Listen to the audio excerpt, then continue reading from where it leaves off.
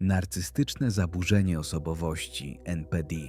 Narcystyczne zaburzenie osobowości, czyli w skrócie NPD, to zjawisko, które na pierwszy rzut oka może wyglądać jak pewność siebie, siła i niezwykła wyjątkowość. Osoba z NPD często prezentuje się otoczeniu jako ktoś, kto świetnie sobie radzi, kto zasługuje na podziw i uwagę. Jednak pod tą fasadą bardzo często kryje się coś zupełnie innego. Krucha, niestabilna samoocena. Każda krytyka, a nawet zwykła uwaga czy granica postawiona przez drugą osobę może zostać odebrana jak cios w serce.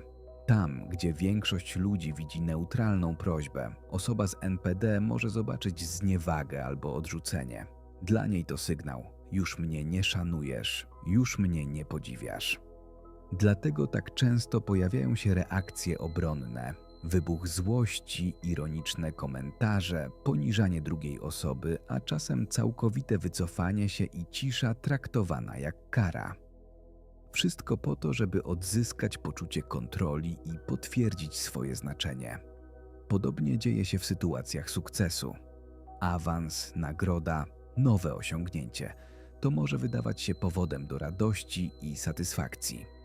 Ale dla osoby z NPD sukces ma wartość tylko wtedy, gdy inni go zauważą, kiedy inni podziwiają i zazdroszczą.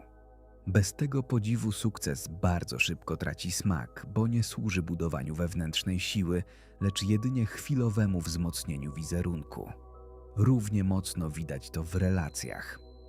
Jeśli partner zapomni o rocznicy, ktoś z NPD nie poczuje tylko zwykłego rozczarowania.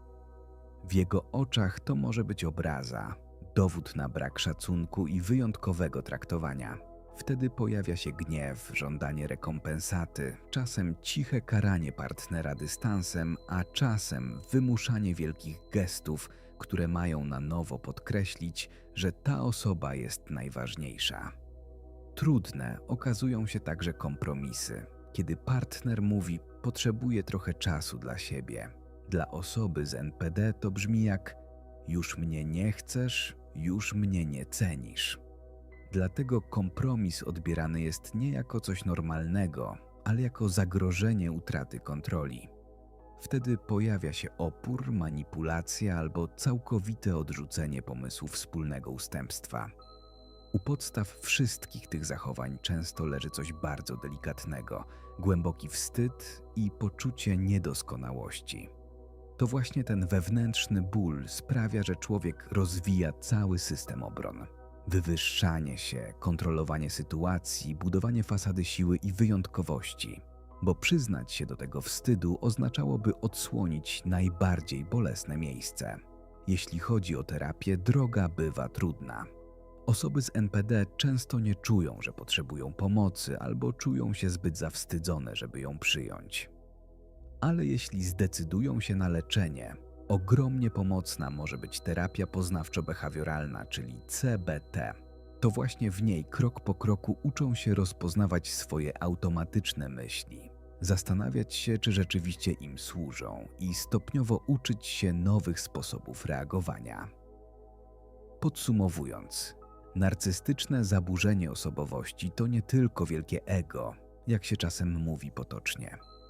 To przede wszystkim krucha samoocena i lęk przed byciem niedoskonałym, maskowane przez nieustanną potrzebę podziwu.